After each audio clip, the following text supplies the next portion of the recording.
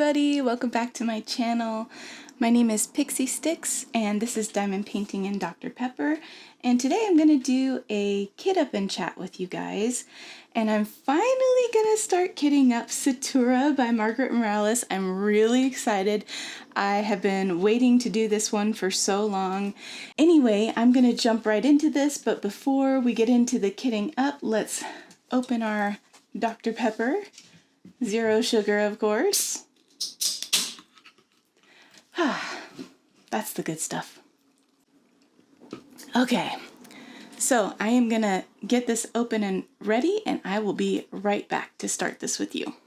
Okay, so the very first thing I'm gonna do is I am going to switch out my current project sticker because I finished Yule a while ago, and I'm gonna put in Satura. So we're just gonna slide that right out. There we go, put this one right in there. All right, now my cover minder is all ready. Okay, this kit has 71 colors. I don't know if I'm gonna be able to fit all of those into just one Elizabeth Ward container, but we'll see. I have a lot of extra sizes so that I can switch out if I need like some more small ones. So maybe there will be a bunch of small ones I can cram in here. If not, we'll just use another case, that's fine. I am trying something new with the audio this time, and I'm hoping that my voice will be louder than the crinkling of the plastic, but if not, I might have to get like a lavalier mic or something to use in the future. Let me know what you think about the audio, and I'll see what I can do to fix it if it's in need of adjustment.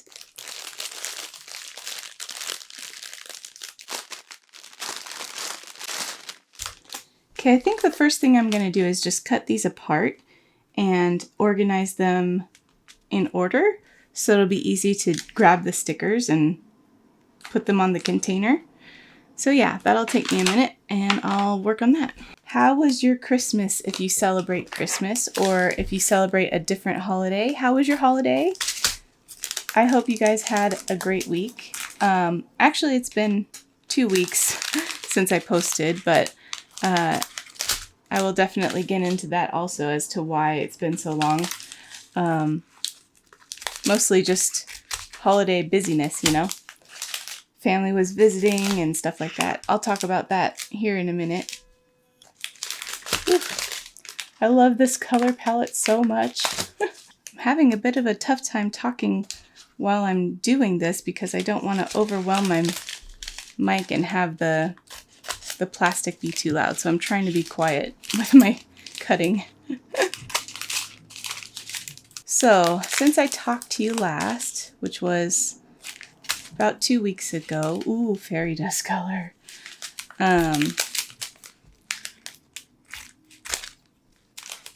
My kiddos who live out of town came to visit on Friday the 22nd. They drove up and they stayed all the way till the 26th, and that was the best Christmas present that I received this year, was them being here for that much time.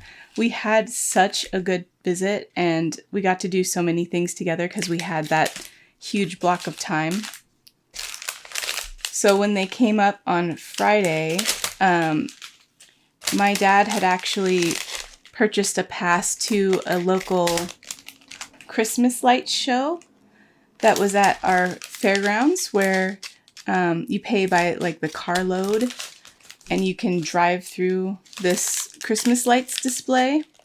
And it was so fun. They had a special radio station that was set up with Christmas songs that kind of went with the different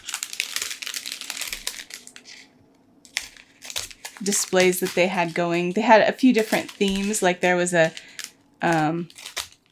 Christmas in Dinosaur World or whatever, where they had a bunch of like dinosaurs set up with Christmas lights on the palm trees and stuff. And then they had the 12 Days of Christmas, and they had a few cool like tunnels that we drove through, tunnels of lights. That was really fun. And yeah, it was really cozy. My dad brought snacks for everybody, like butter cookies, and I think he brought candy canes. Yeah, so that was really nice. And we all really enjoyed it. And so that was Friday night.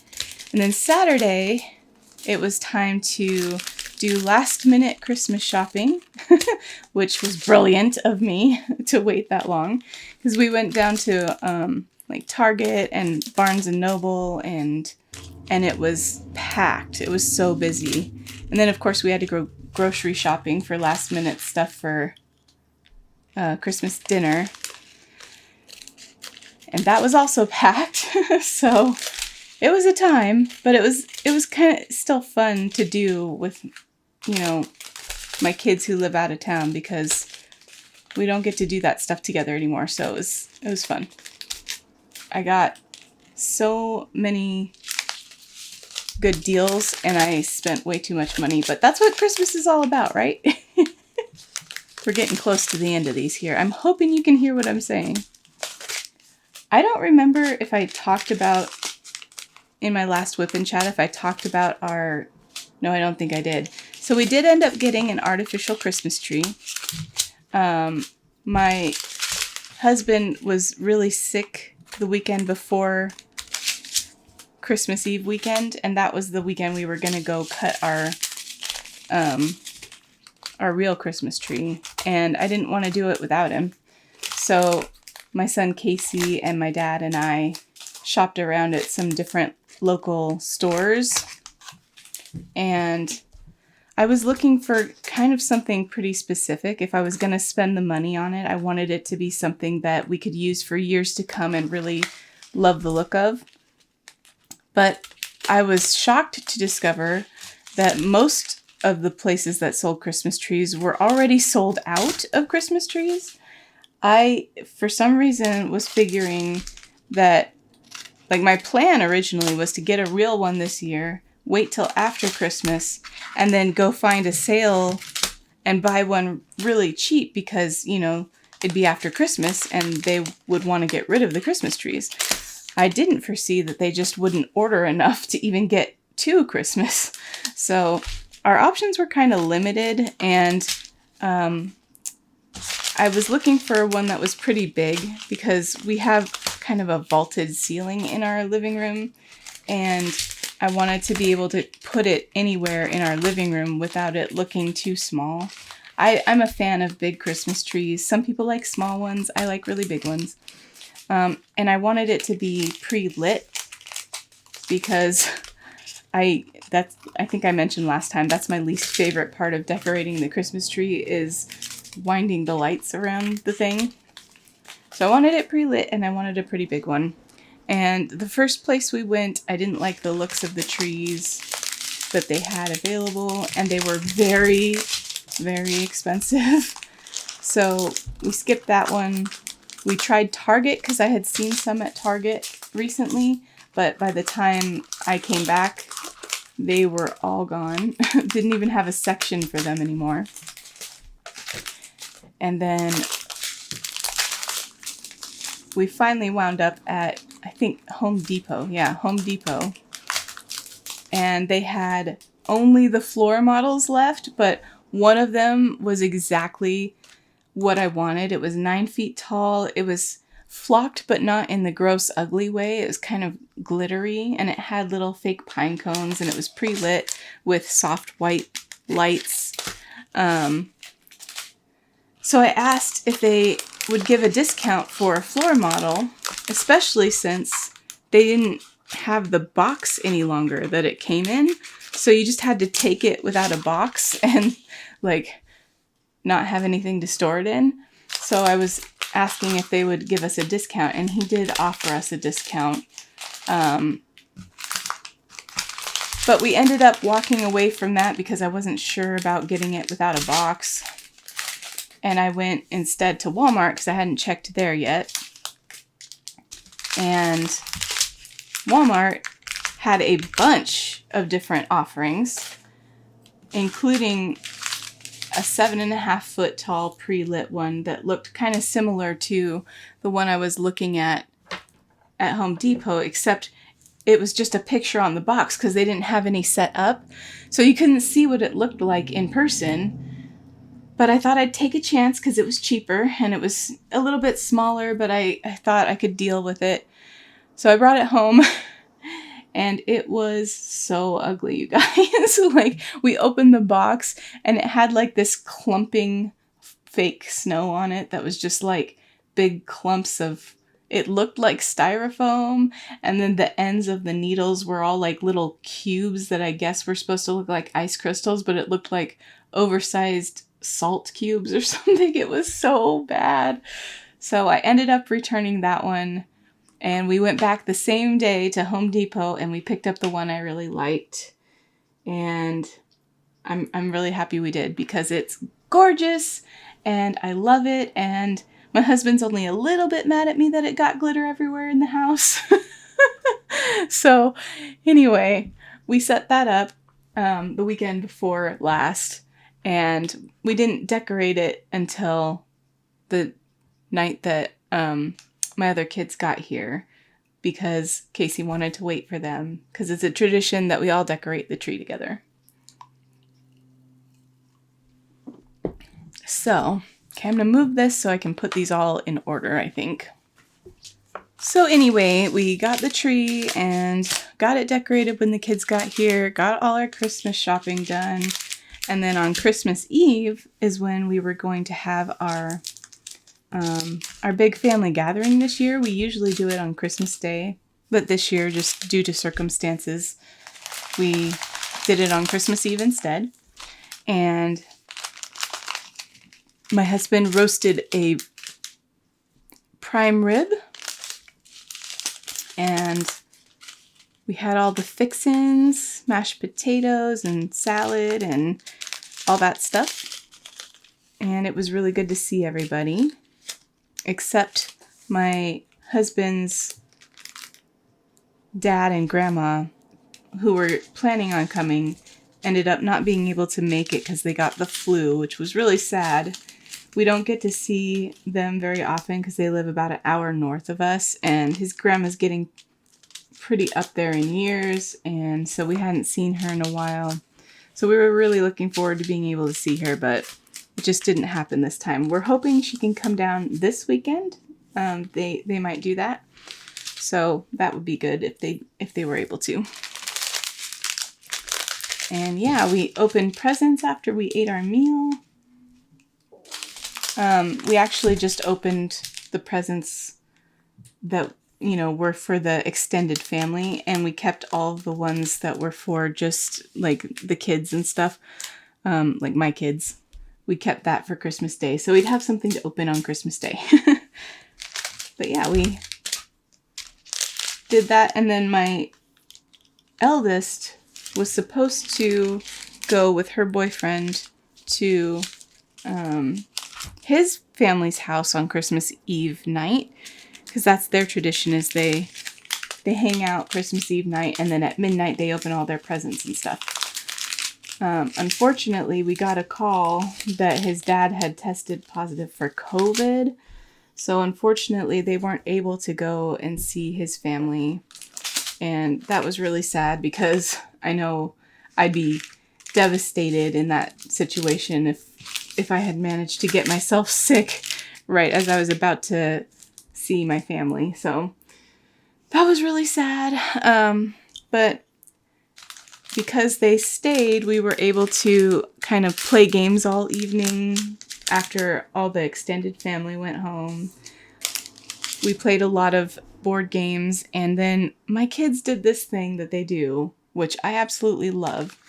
Every once in a while, they'll come up with a new game based on like a video game, but they'll come up with a way to play it in real life. So, like in the past, they've come up with a way to play Among Us in real life by having different stations set up around the house with jobs that each person has to do, and then randomly assigning who is going to be an imposter. And then you have to catch people alone and take them out and stuff if you're the imposter. So they did that one a while back. But this time they came up with an ingenious way to play real life Five Nights at Freddy's, which if you've never played that game, I never have. It's all about the security guard gets a job at a pizza place that's like, I don't know the whole story, but there's animatronics. Think like Chuck E. Cheese animatronics, except it's Freddy Fazbear. And anyway, but the animatronics are like aggressive, and they're trying to murder the security guard, basically. And so I'm gonna have to shift some things here. So the whole goal of the game Five Nights at Freddy's is to get through your shift and avoid getting killed by these animatronics. And you have like a certain amount of power you can use to keep your doors shut on your office. And it's less than the amount of time that your shift is. So you have to be really careful with how you use that time. So basically what we did is we took all of our cell phones and we got in a Discord call, video chat, and then we set our cell phones up at different locations around the house as like security cameras. And then whoever was playing the security guard was in my office on the computer and on Discord there and could see all the security camera footage. And then everybody else was an animatronic and they had very particular like paths that they would go to different stations. And you had to roll a dice into your hand to see how many seconds you'd have to stand at your station before you can move to the next one. And your goal was to get to the door of the office. And if the door was open, you could go in and, kill the security guard and the animatronics win. But if the door was closed, you'd have to roll a dice to see how long you could stand at the door and run down the time of the power to keep the door closed.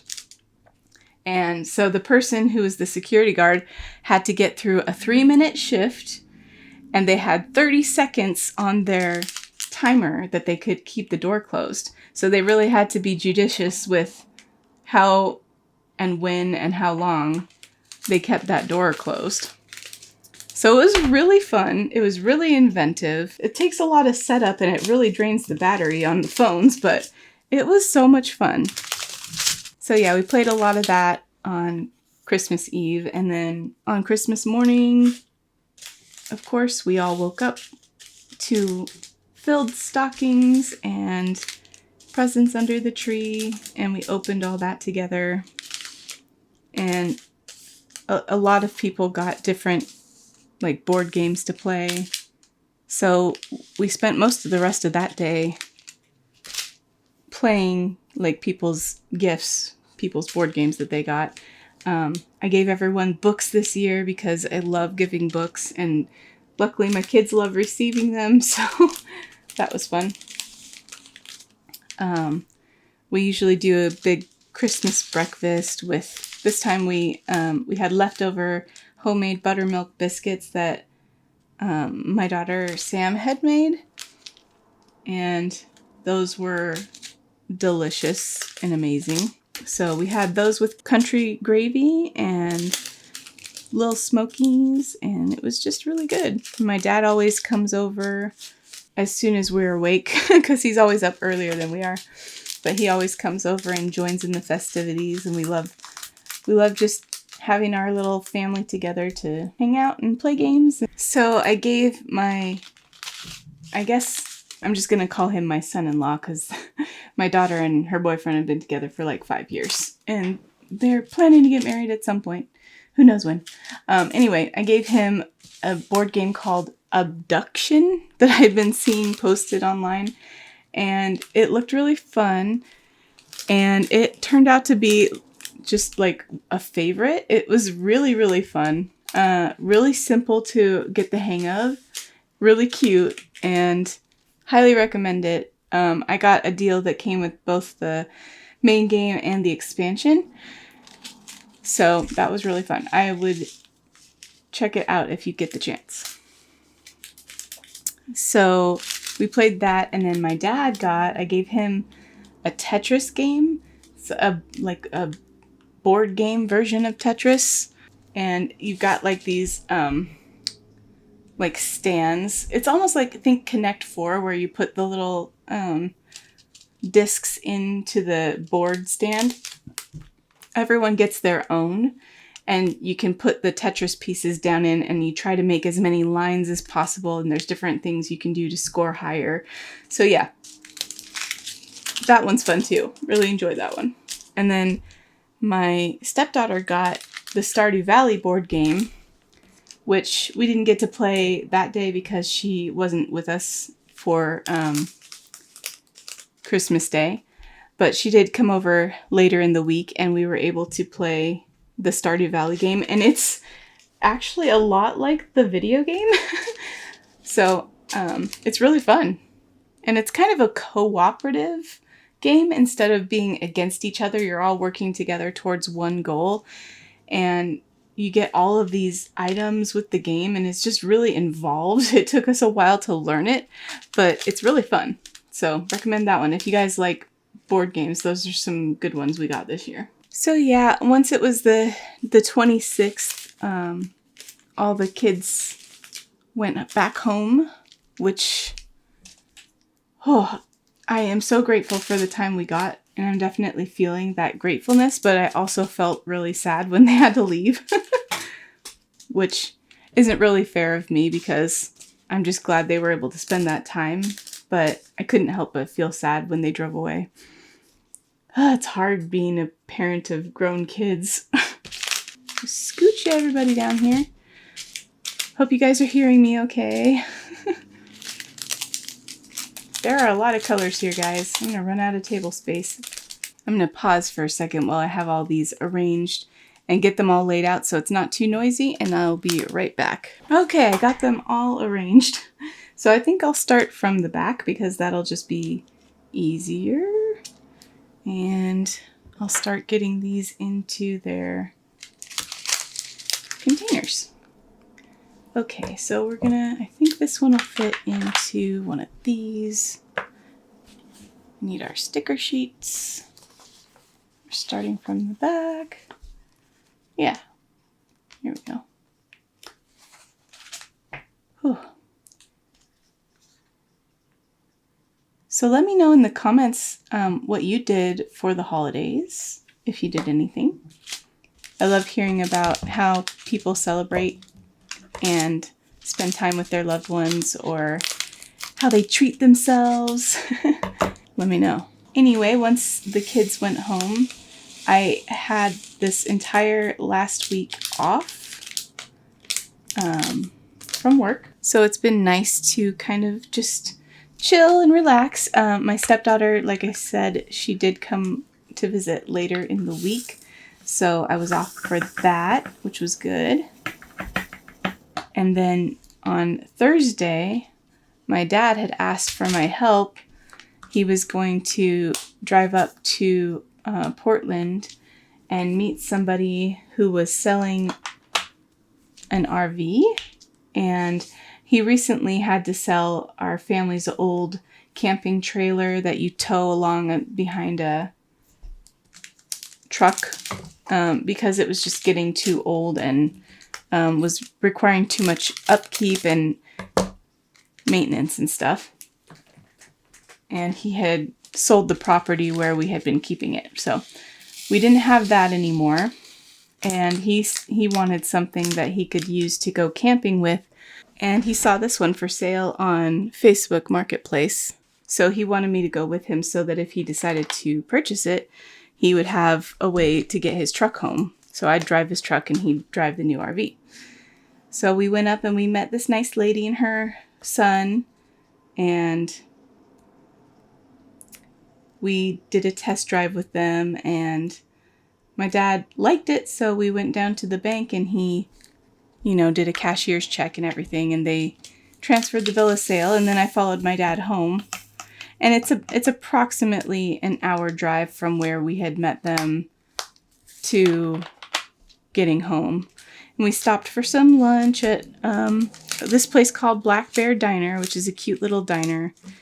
And then we made it home around 5 p.m.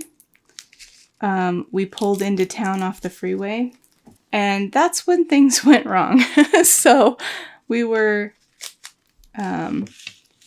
pulled off the freeway and went down the road, and we're about to turn right.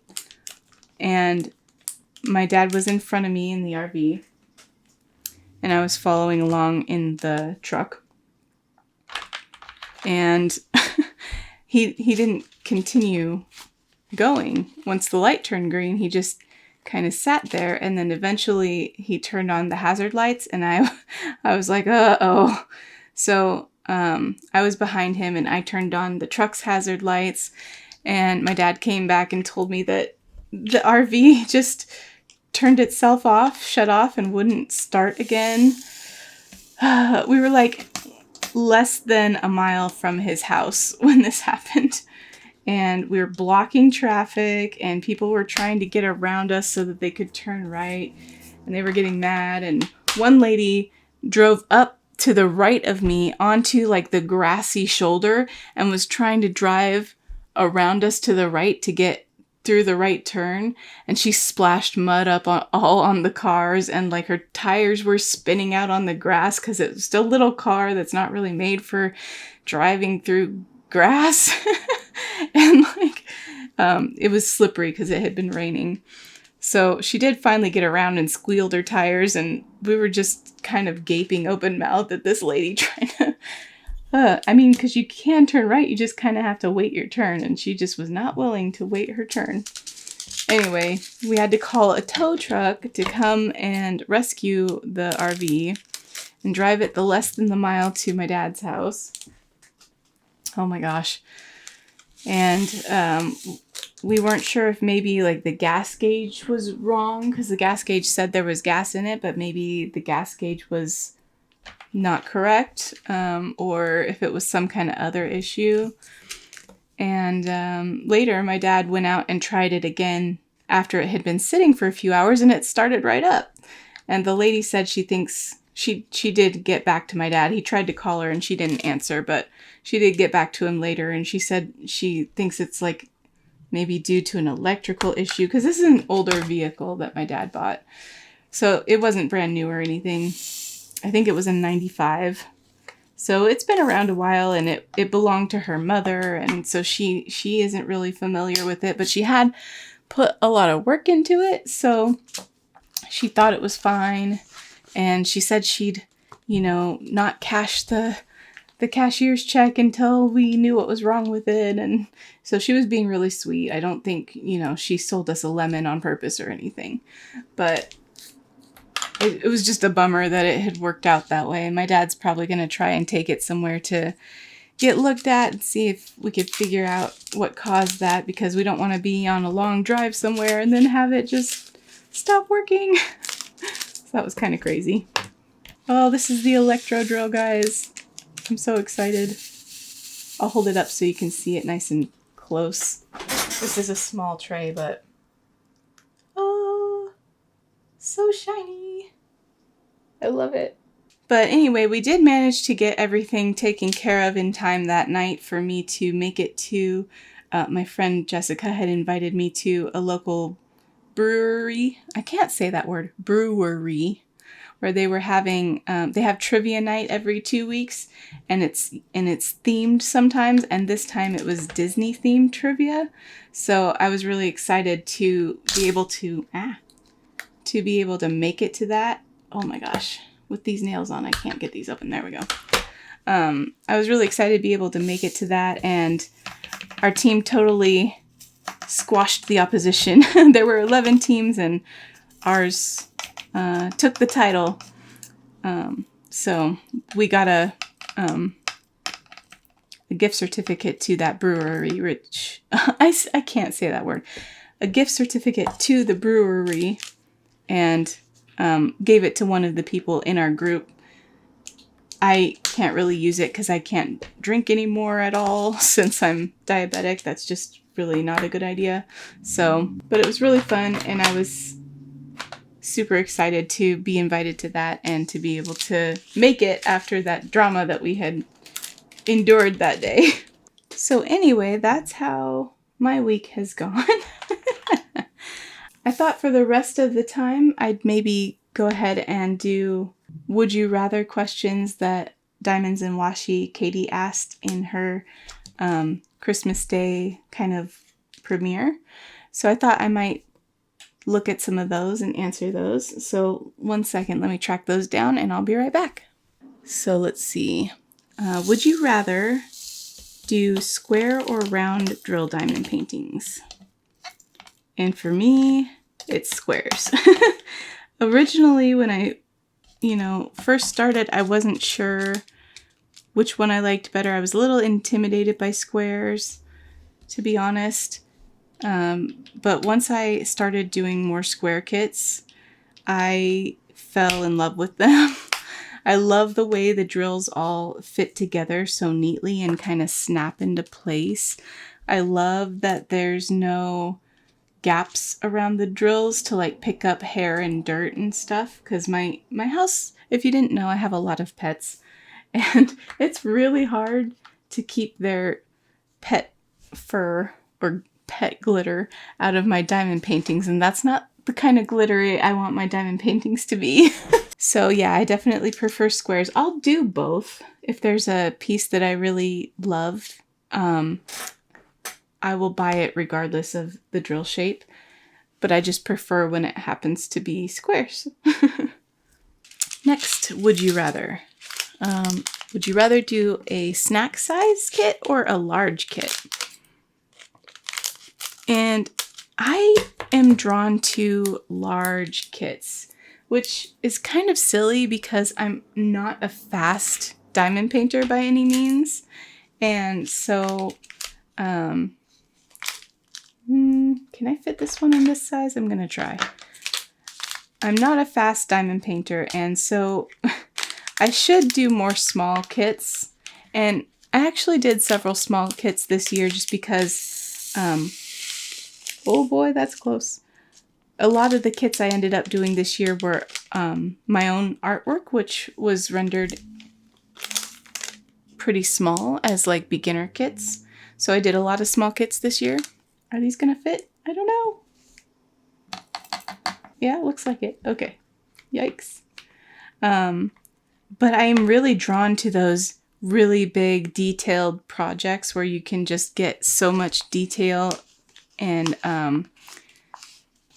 so accurate to the original, and I really like images that have a lot of detail in them. So yeah, I'm drawn definitely to the larger kits. So if I could only do one, I'd probably pick the larger ones. Let's see. One whip or multiple whips? This is a weird one for me because I honestly would prefer to have multiple whips and be able to like switch between them when I was feeling the need for something a little different. But what tends to happen is I'll kit up multiple kits and then I'll only work on one of them until it's done. And I don't know why that is. Sometimes, once in a while, I'll manage to get like a section or two done on the other one that I'm not actively working on.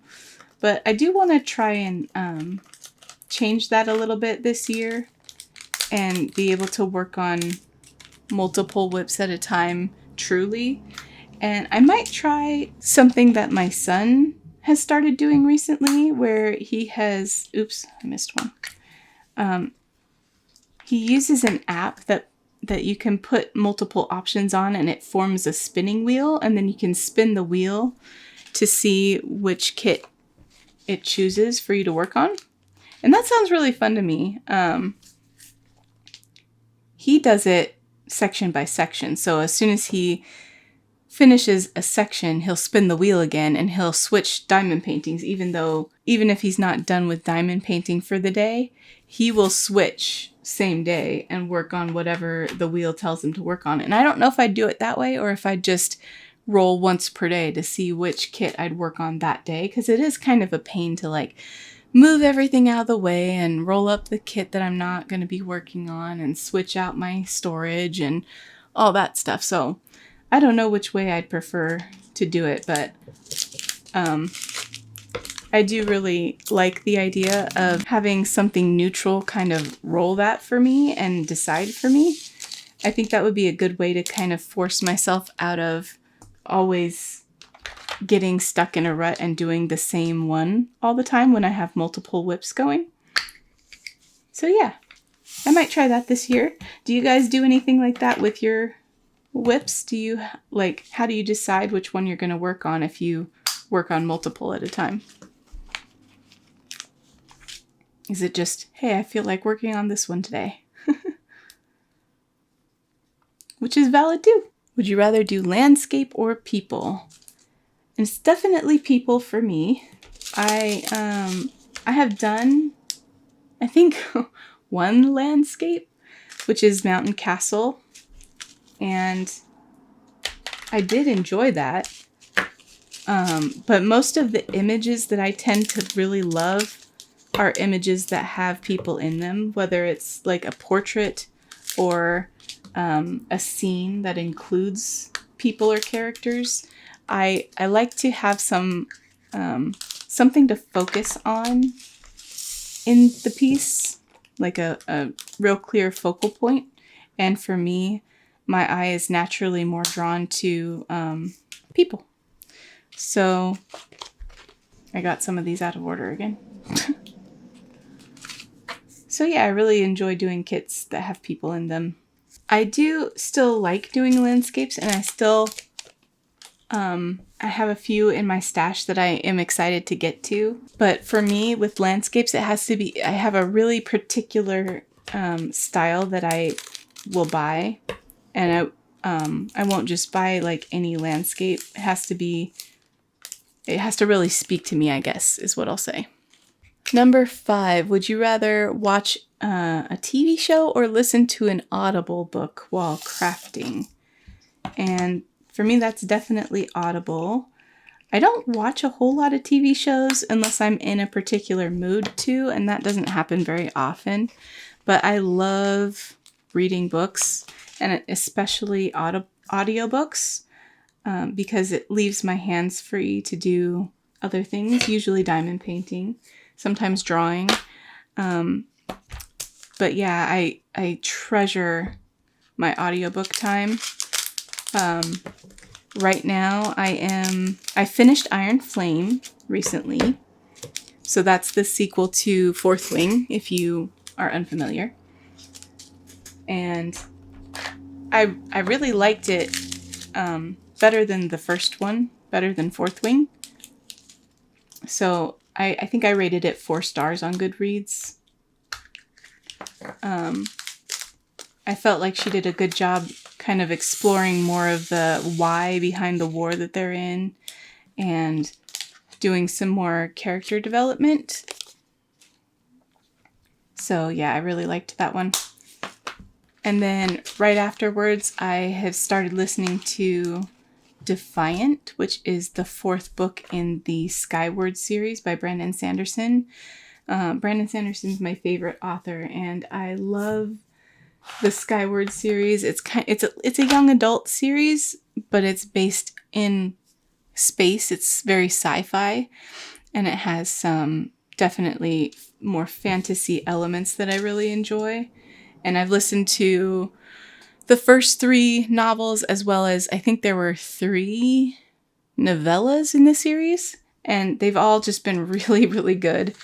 And so I'm really excited to get to Defiant and be able to see how the series concludes. I don't think that's gonna fit in there. It's close. I'll go with the bigger one. So yeah, I'm about 40% through that one right now. And it's so good to listen to another Brandon Sanderson new book.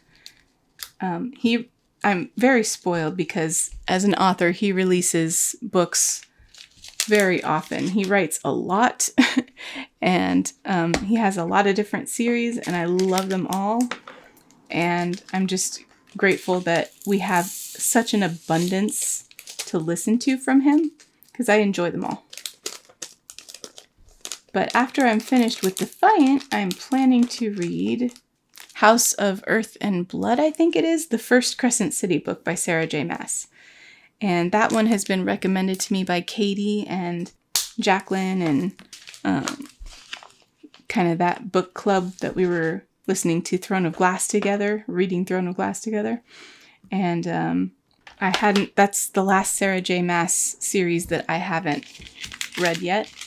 So I'm excited to get into that one and see what I think. I heard that one is more of an urban fantasy, so like our world kind of stuff with magic thrown in. I don't know hardly anything about it at all.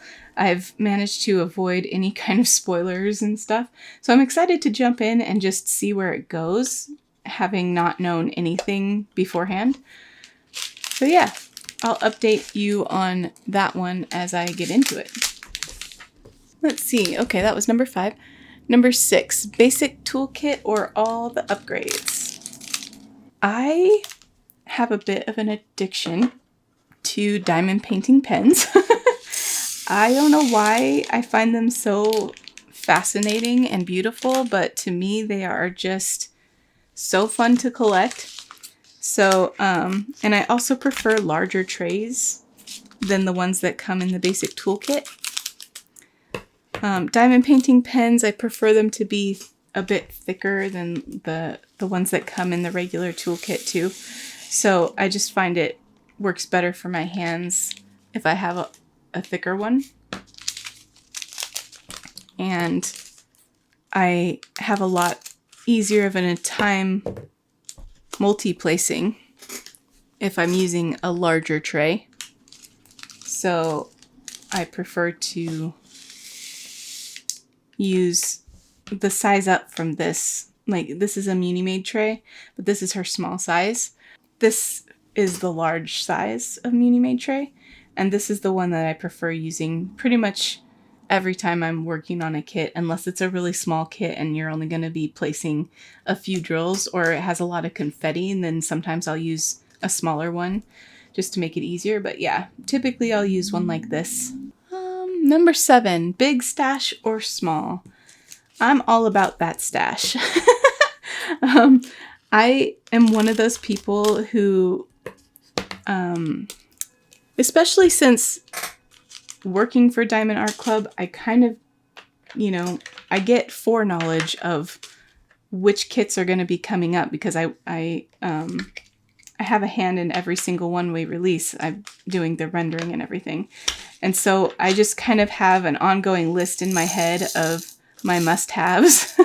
And then when they come out, I get so excited because I'm like, finally, there's this one and I can grab it. I don't like the idea of missing out on the ones that I have kind of set aside as needs. And I have certain artists that I just want to buy everything they make.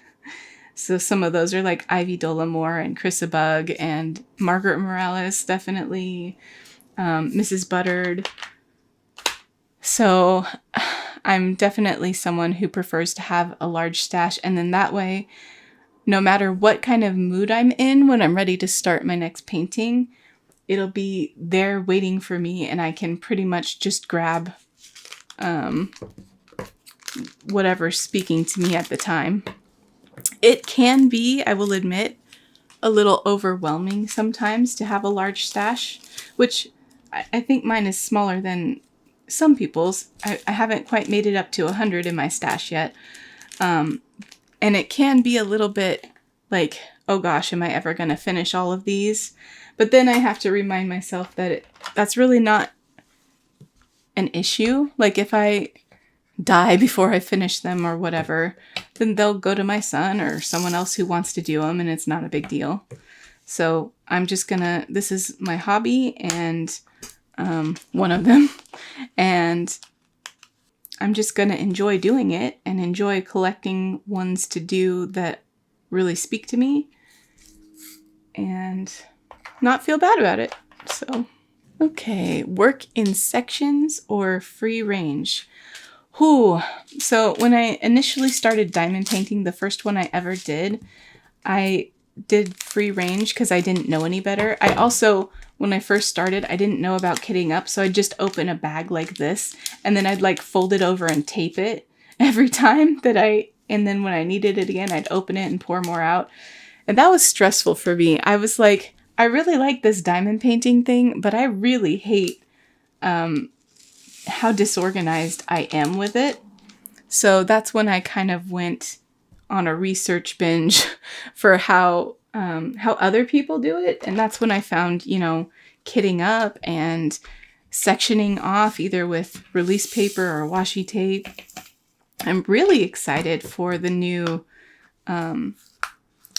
perforated film that's coming with the new releases at Diamond Art Club. I think that will be something that I will really enjoy, because I always worry about using up all my washi tape when I'm sectioning. So I make large sections because I'm worried I'll run out of the washi tape I'm using. But I'd honestly prefer sections that are more about 4x4, which is what the perforated sections are. And I know my son likes even smaller than that, so he could tear half and then fold it and cut it in half or whatever he wants to do. But I think it'll be really nice, even if I do want to use washi tape to kind of delineate where the sections are, then at least it's already plotted out for me on the canvas because it's got those perforations, and I can just follow those and it'll be a lot easier, I think. So far none of the kits that I've received have had that, but I know that pretty much all kits moving forward will. And they just announced that they're releasing Rose Library this weekend, which is so much of a must-have for me. That one's by Ivy Dollamore, and I have been eagerly anticipating that one's release. So I'm excited because I'm pretty sure it's going to have that perforated film. So I might have to do that one sooner than later, because not only is it one that I've really wanted to do, but it's also one that has that new film that I want to try. Actually, I've been kicking around the idea of doing an Ivy along, an event that's all for Ivy Dollamore paintings, because there's a lot of them out there now. And I know she has a lot of fans. And I thought people might like to have company while doing one of her kits. So if that sounds like something you'd enjoy, let me know in the comments. I don't know if enough people would be interested or not, but I've never hosted any kind of event before, and I think it might be really fun. So let me know. Okay, let's see. Washi tape or release paper? Out of the two of those, definitely washi tape, I think. The only time I use release paper is if I'm doing a really small kit that will only use a few pieces of release paper, and then I'll use that. Recently I just did a Peanuts kit, and it was really small, and it was a Christmas kit, so I used the new Christmas release papers from TAC, and that was fun. But when it's a bigger kit, I have a hard time using release paper because it starts getting folded on the edges and lifting up, and I just don't like trying to make, when I roll it up, it's all messy. So yeah, I much prefer the washi tape method, and it's just so satisfying to cut off the section after I'm done. So yeah, that's what I prefer. But like I said, really looking forward to the perforated plastic. Thick or thin diamond painting pen. And I'm going to have to go down the middle on this one. I don't like the ones that are super chubby. I haven't used many of them, so that could change. But my current opinion is that I prefer a regular sized diamond painting pen that's not super chubby, but it's thicker than the regular ones that come in the toolkits. that has been my go-to so far. I'm hoping this doesn't stick too much. Okay. Number 11, use the legend on the canvas or use the symbol on the containers. I never look at the legend on the canvas. Once I start diamond painting, I'm only looking at the symbol on the containers because that's just easier for me. I'll look at the canvas and I'll see which symbol I need, and then I'll look at my container and I will find the one I need, and then I'll just pull it out and use that. I don't even know why I would need to look at the legend when I'm going by the symbol and the symbol is on the containers. So I know some people like just list everything by serial number, so like 1 through whatever, and use the numbers for that. But then it adds an extra step where you have to go look at the legend on the canvas to figure out what symbol corresponds to that serial number. And to me, that's just an added step, whereas I'm going to use these pre-cut stickers anyway, so I might as well just go by the symbol that's on them. So yeah, that works great for me. But I love seeing how everybody else decides to work. It's always fun. Oh my gosh, you guys, I'm only like halfway, not even halfway done with all of these. And we're almost at the hour mark. Let's see. Okay, number 12. Toss a WIP you hate or power through and finish anyway. So far I've finished every canvas that I've started, but I also haven't come across any that I hate, so I don't know if I can really answer that one very well because I haven't experienced that so far. I tend to do mostly DAC kits. I've done a custom from Jaded Gem Shop and found that to be extremely enjoyable too. Even though it was a whole lot of confetti, I also enjoyed that. So I don't think I've had the opportunity to get so sick of a kit that I've wanted to toss it, which I'm grateful for. Anyway, you guys, that is all of the Would You Rather questions, and I'm about halfway through kitting this up, so I'm going to go ahead and finish kitting the project up, and then the next WIP Chat you see from me will definitely be working on this beauty, and I might have another fun surprise to show you during that WIP Chat too, so look forward to that, and thank you so much for hanging out with me as I almost got through kitting this up. Not really almost. But I hope you enjoyed our little chat and that you got some crafting done or just relaxing while we hung out. And I will see you all in the next video. Bye everybody, and Happy New Year.